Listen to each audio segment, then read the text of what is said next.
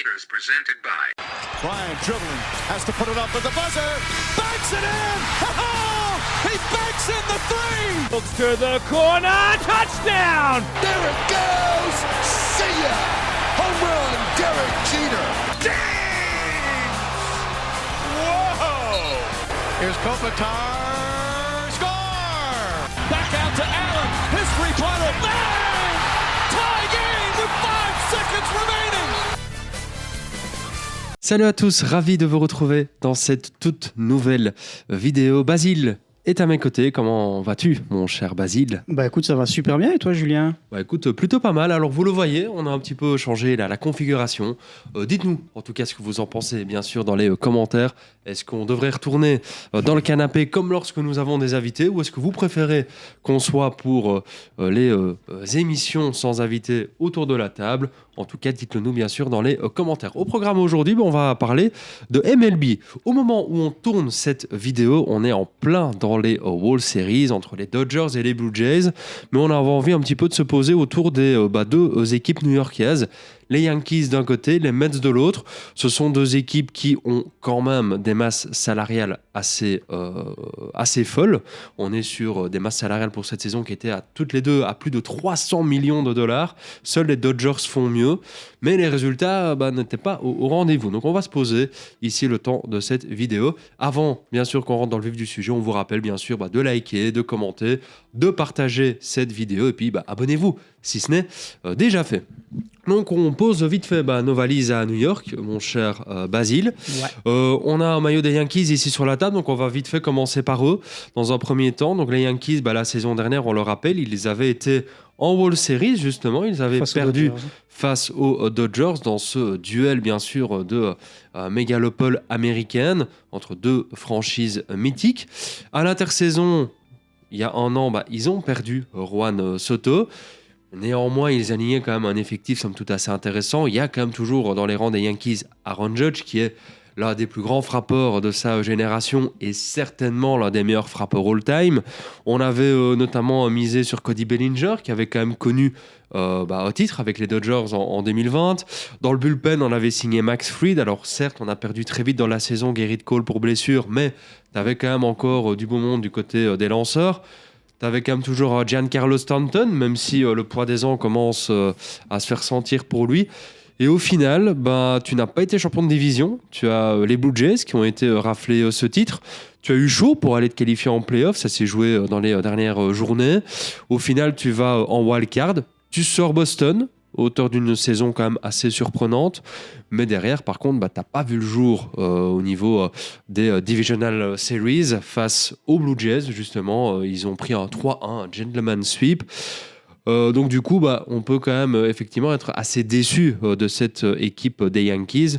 Les Yankees, on rappelle, c'est la franchise la plus titrée en MLB, mais ils n'ont connu que 2 finales sur le siècle actuel. Et leur dernier titre remonte là aussi quand même à pas mal d'années. Donc on est quand même assez déçu donc du coup de ce côté-là. Ton sentiment sur justement cette saison mitigée des Yankees? C'est clair que c'est une saison qui était plus qu'attendue pour cette équipe de New York, puisque il y avait quand même ce gros changement pour la saison à venir qui était le départ de Juan Soto. C'était la grosse question à la sortie des World Series de la saison passée. Et de se dire, on recommence une saison sans un de tes meilleurs joueurs, si ce n'est le deuxième meilleur joueur de ton équipe. T'arrivais quand même à garder, comme tu l'as très bien dit, Aaron Judge. Et donc, du coup, en plus de ça, on était quand même dans une division où il y avait pas mal de questions aussi qui tournaient autour des autres équipes. Il y avait les Rays, il y a les Boston, comme tu as dit. Tu as aussi Baltimore, qui avait fait quand même de bonnes saisons, mais qui, on le voyait, avait quand même du mal à garder une belle constance. Et on le savait que, il y avait cette équipe de Toronto et des Blue Jays qui faisait un petit peu le push de la saison ou jamais. On l'a dit et on l'a répété la saison passée dans l'émission que c'était un peu la saison ou jamais. On l'avait un peu annoncé avec la re-signature de Guerrero Jr. comme quoi c'était un bon signe pour cette équipe de Toronto. Donc il y avait quand même cette opposition où on était sûr que on risquait d'avoir de bons duels entre les Yankees et les Blue Jays. Et c'est clair que au final, au fur et à mesure de la saison, on a quand même eu de faux espoirs côté Yankees et New-Yorkais, de se dire on voit tout doucement le bateau chavirer et certes tu arrives quand même à te qualifier pour les playoffs. On sait bien qu'une fois que tu arrives en phase éliminatoire, les dés sont un petit peu relancés et que justement on peut peut-être espérer un miracle. Ça arrive assez souvent de voir des équipes clôturer la saison un petit peu essoufflée et puis une fois arrivé en play-off, ça arrive à venir créer la surprise. Mais malheureusement, un petit peu à l'inverse justement des scénarios comme les Yankees avaient peut-être pu le faire les saisons précédentes, où par exemple tu as une équipe comme les Orioles, tu avais une équipe comme les Rays ou Boston, tu avais toujours les Yankees qui étaient là pour les stopper. Ici cette année, ce sont les Blue Jays qui vont stopper tout espoir à cette équipe de New York. Donc c'est vrai que c'est une équipe plus que mythique. On peut les comparer aux Dodgers. C'est un peu un emblème de la MLB qui, certes, reste compétitive de saison en saison, mais malheureusement, comme tu l'as très bien dit, sur le siècle actuel, les résultats sont très maigres. Il me semble que le dernier titre remonte à 2009. Donc ça commence à dater. On va bientôt arriver aux 20 ans passer sans gagner une seule World Series.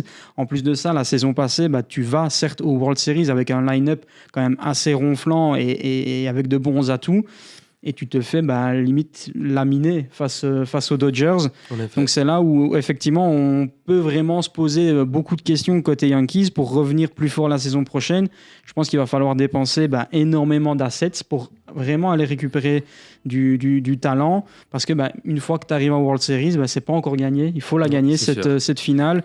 Et si, imaginons, on se retrouve encore la saison prochaine avec une finale où tu tombes face aux Dodgers, les Dodgers, on le voit, c'est un armada, c'est un effectif, comme tu l'as dit, au niveau masse salariale, c'est la plus grosse masse salariale de la MLB. Donc il faut savoir concurrencer ce genre d'effectif, et c'est clair que là, les Yankees, on est un petit cran en dessous pour moi. C'est ça, alors plusieurs moyens finalement de se renforcer ou de changer des choses côté Yankees. Alors soit tu allais encore mettre quelques petits bifetons sur la table, il y a quasi 50 millions de différence sur les masses salariales cette saison entre les Dodgers et les Yankees. On est tous deux à plus de 300 millions de dollars, je le rappelle, donc voilà, les Yankees, ça reste attractif, ça reste New York, donc quoi qu'il arrive, en tout cas, de l'argent et des moyens, il y en a. Donc est-ce que ça va être en faisant encore une dépense peut-être un peu folle ? On a vu aussi quand même l'arrivée de nombreux joueurs asiatiques récemment en MLB, avec souvent quand même beaucoup de succès, et force en est notamment côté Dodgers, avec Ohtani, avec du Yamamoto, etc. Est-ce que ce serait peut-être pas l'heure pour les Yankees d'aller chercher la nouvelle pépite japonaise ou même sud-coréenne, qui en plus souvent parfois arrive un peu à moindre coût, mais qui te permet quand même de passer un step, pourquoi pas. Et puis quand on voit aussi même parfois les retombées que ça peut rapporter, à noter d'ailleurs, petite parenthèse, mais que le contrat de 700 millions de dollars signé par Ohtani du côté des Dodgers a déjà été rentabilisé par la franchise lors de la toute première saison qu'il a disputée. C'était la saison dernière, quand les Dodgers ont gagné, rien qu'avec tout ce qui est merchandising, tout ce qui est droit télé, etc. Donc voilà, on peut imaginer très bien les Yankees faire un coup similaire, et peut-être que ça pourrait mixer à la fois une réussite sportive et une réussite financière. Il y a aussi peut-être le coach, le manager, Aaron Boone, qui est là quand même depuis pas mal d'années maintenant.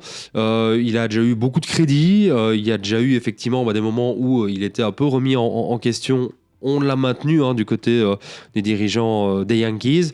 Là, ici, que c'est pas l'année de trop. Certes, la saison dernière, il est sorti d'une participation en World Series, donc c'était quand même bien. C'était la première en quasi 15 ans. Donc, effectivement, on pouvait difficilement le licencier après pareil parcours. Là, ici, avec quand même un gros downfall cette saison, il y a peut-être là aussi des questions à se poser. Et puis, parmi peut-être un petit peu les gros joueurs, alors Gerrit Cole, on espère qu'il va revenir en forme. Il me semble qu'il a eu la Tommy John surgery, la fameuse blessure au coude pour les lanceurs. Avec Max Fried, on se dit qu'on a quand même un duo de lanceurs qui, s'ils sont en forme tous les deux, est correct. Donc, en soi, dans le bullpen, t'es quand même plutôt bien armé. Mais du côté des frappeurs, en dehors d'Aaron Judge, qui, effectivement, saison après saison, s'installe parmi la caste des tout meilleurs, même de l'histoire de la Ligue, on en a un, par contre, Giancarlo Stanton, qui vit sur quelques instants de gloire du côté de Miami. Il y a 10 ans maintenant, si pas plus. Depuis qu'il est arrivé à New York, il se trimballe un peu ce gros contrat qui... au final, je trouve il ne l'a jamais réellement rentabilisé. Est-ce que, du coup, il faudrait plus privilégier la nouvelle pépite un peu asiatique? Est-ce qu'il faut changer de coach ou pourquoi pas se dire Giancarlo Stanton, c'est bien beau, c'est bien gentil, mais ton heure est peut-être venue. Qu'est-ce que tu ferais si tu devais vraiment, on va dire, choisir un axe vraiment sur cette intersaison? Je ne sais pas si copier les Dodgers, c'est vraiment la solution. On l'a bien vu, que ce soit tous sports confondus. Ce n'est pas toujours la solution de copier ce qu'une autre équipe fait, parce que tu n'as peut-être pas forcément le même coaching staff, tu n'as peut-être pas forcément les mêmes infrastructures qui peuvent permettre. On prend ici l'exemple d'un import asiatique. Voilà, pour moi, il y a peut-être effectivement la revue de certains contrats, de certains joueurs. Comme tu l'as dit, Stanton qui surfe un petit peu sur une vague de surcoté au final. Il y a peut-être libérer un gros contrat pour réavoir de la masse salariale et du coup aller chercher du talent un petit peu à gauche à droite pour des salaires un petit peu minimes et du coup te faire une belle profondeur et une belle profondeur de banc avec un bon effectif pour avoir de meilleures rotations. On le sait que ça compte sur des World Series et sur des schémas de playoff où on le voit du côté des Dodgers. Oui, c'est clair que on va faire forcément souvent la comparaison Yankees-Dodgers puisque actuellement c'est vraiment l'équipe à battre. Mais quand tu regardes du côté des Dodgers, tu as une tête, une limite qui pourrait être franchise player dans une équipe par match. Comme tu l'as dit, tu as du Yamamoto, tu as du Ohtani, tu as du Mookie Betts. Donc ça fait quand même pas mal de noms qu'on peut citer comme ça, juste de tête. Que du côté des Yankees, c'est vrai que le gros nom qui va ressortir d'abord, c'est Aaron Judge. Et puis c'est vrai qu'il... Voilà. Comparé aux Dodgers, il manque peut-être 2-3 joueurs de ce rang-là pour venir vraiment arriver dans une compétition et pouvoir se prétendre comme leader de sa conférence. Donc, pour moi, ça passerait peut-être effectivement par le fait de libérer des gros contrats qui peuvent être potentiellement toxiques pour aller chercher des petits joueurs qui ont du potentiel, qui ont du talent et qui ne demandent pas non plus une somme astronomique au niveau du salaire. Pourquoi pas effectivement passer sur la question du coaching. C'est vrai que c'est une question qui revient quand même souvent sur le tapis. Quand on a pour habitude de ne pas avoir les résultats escomptés, c'est vrai que en général, le siège éjectable, c'est le coach. Il y a peut-être aussi un renouveau à faire de ce côté-là. C'est clair que on le voit, c'est des schémas qui se répètent de nouveau dans tous les sports, de voir que il y a peut-être trop d'habitudes qui sont faites avec le coaching staff, et donc du coup revenir avec un vent de nouveau, un vent de frais, ça peut amener de nouvelles dynamiques et peut-être même certains joueurs qui n'étaient plus motivés ou peut-être plus à 100%, les relancer dans une dynamique et les relancer dans un esprit d'équipe qui pourra potentiellement, effectivement, en plus de Aaron Judge, faire une saison de MVP, avoir un petit joueur qui était peut-être moins connu, mais avec d'un bon potentiel, de lui aussi exploser. Donc c'est clair que, voilà, c'est pour moi 2 axes sur lesquels on peut réellement travailler. Sur l'axe de faire venir une nouvelle pépite asiatique, voilà, jusqu'à présent, je trouve qu'il n'y a que les Dodgers qui ont réussi à se diriger là-dedans. Donc, ça montre qu'effectivement, ce n'est pas donné à tout le monde de trouver ce petit truc-là. Donc, je ne sais pas si les Yankees devraient se plonger dans ce projet-là. On surveillera en tout cas ce qui se passe du côté des Yankees. Dites-le nous, en tout cas, dans les commentaires, vous, que feriez-vous si vous étiez à la tête des Yankees? Juste avant de parler des Mets, Pete Alonso, l'un des frappeurs stars des Mets, va être free agent cette intersaison. Pourquoi pas peut-être aller le récupérer comme ça à la free agency après le coup qu'a fait Soto aux Yankees. Pourquoi pas aller faire de même du côté des Mets. On va maintenant parler justement des Mets. Alors si vous êtes fan des Yankees, sachez qu'il y a encore pire que vous, c'est les Mets justement, un petit peu plus loin dans le Queens.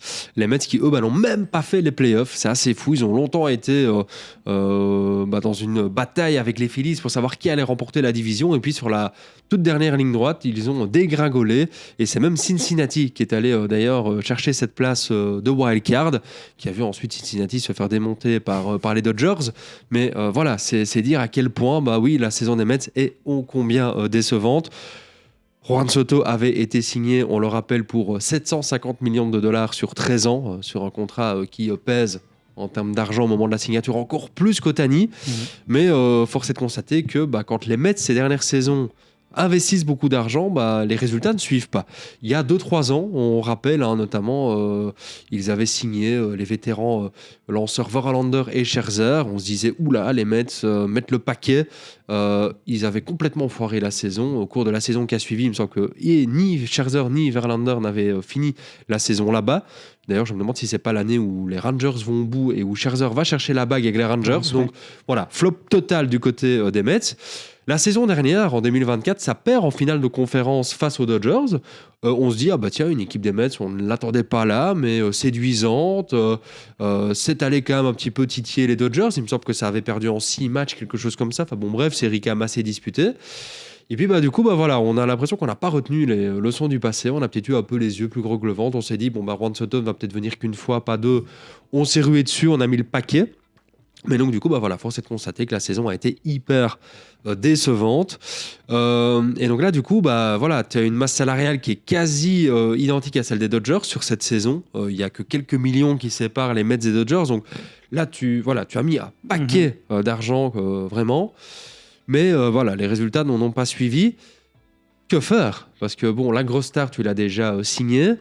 En regardant un petit peu l'effectif, on se dit que c'est peut-être du côté du bullpen, notamment, qu'il n'y a pas vraiment au moins ce lanceur star.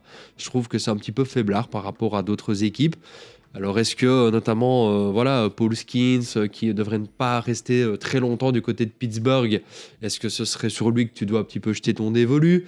Ou est-ce que tu dois, comme on en parlait avec les Yankees, est-ce que tu dois faire en sorte de réellement mieux entourer même du côté des joueurs de champ, mieux entouré Soto. Maintenant, quand on regarde un petit peu le line-up, il y a du Francisco Lindor, il y a du Starling Marte. Enfin bon, il y a quand même quelques joueurs assez référencés qui entourent Juan Soto. Donc, c'est peut-être pas là que le bas blesse. Mais en tout cas, voilà, c'est peut-être encore plus décevant que les Yankees. Ton impression et peut-être la piste que tu envisagerais sur cet été. Sur cet hiver plutôt. Sur cet hiver, c'est clair que l'hiver des Mets va être assez compliqué parce que tu pars quand même sur de bonnes bases pour la saison avec, comme tu l'as très bien dit, une finale de conférence où tu parais pas ridicule du tout. En plus de ça, tu enchaînes avec la signature de Soto où tu fais vibrer la planète du sport entier avec un contrat qui bat tous les records. Et donc tu te dis, que demander de plus du côté des Mets ? Tu te dis, on va peut-être avoir enfin un grand classico new-yorkais et Los Angeles avec les Dodgers qui affronteraient donc du coup cette équipe de New York vu qu'ils font partie de la même conférence. Et même, qui sait, on s'était même vu en train de rêver avec une World Series 100% new-yorkaise, à se dire pourquoi pas effectivement, en plus voir Juan Soto réaffronter ses anciens coéquipiers, ça pourrait vraiment être hyper vendeur pour la MLB. Et puis on a quand même eu un bon début de saison où on y a un petit peu cru et au final on l'a bien vu, c'est une équipe comme les Phillies qui sont désormais ancrés maintenant depuis quelques saisons. Il y a les Cincinnati, les Reds qui sont quand même aussi maintenant qui jouent un petit peu les troubles faits quand même depuis quelques saisons aussi, mais on le voit tout de suite, ça fait vraiment partie de ces équipes qui une fois arrivées en play-off on fait déjà les bagages et on sait très bien que ce sera terminé pour la suite de la compétition. Donc c'est clair qu'il y a énormément de déceptions. Moi, je voulais quand même revenir sur Juan Soto, puisque j'ai fait le comparo avec les Dodgers. Je vais continuer là-dessus. Il y a peut-être cette pression aussi du gros contrat à assumer. On l'a vu, Shohei Ohtani qui l'a parfaitement assumé. Dès sa première saison, ça va en World Series et ça gagne. Ça sort une saison historique avec les Dodgers. Ouais. En plus de ça, on peut pas... si on veut vraiment continuer la comparaison... Shohei Ohtani, il venait de cette équipe des Los Angeles Angels qui n'avait jamais prétendu à quoi que ce soit. Il n'avait même pas connu un match de play-off. Juan Soto, il a quand même, il sort de World Series, donc niveau expérience, il aurait dû amener quand même un beau bagage du côté des Mets. Ce n'a pas été le cas. Alors oui, est-ce que l'effectif n'est pas assez rond ? Est-ce qu'il faut aller chercher, effectivement, comme tu l'as dit, il y a peut-être un Paul Skeens qui a du talent, qui n'est peut-être pas encore superstar pour aller venir dire de décrocher un énorme contrat comme un Juan Soto. Effectivement, il y a des pistes, mais c'est clair que les Mets, il va vraiment falloir se réveiller, puisque tu as été mettre un paquet d'argent sur Juan Soto qui risque de te bloquer maintenant pendant quelques années. Donc, il va falloir vraiment jouer à fond le projet, Juan Soto.